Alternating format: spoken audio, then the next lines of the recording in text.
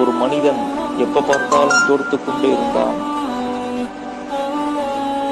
மக்கள் அவனை பார்த்து ஏளனமாக பேசினார்கள், சிரித்தார்கள், கிண்டலடித்தார்கள்.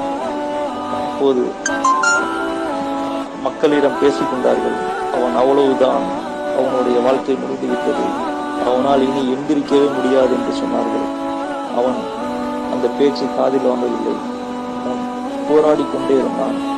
ஒரு நாள் எழுந்தான், வெற்றி பெற்றான்.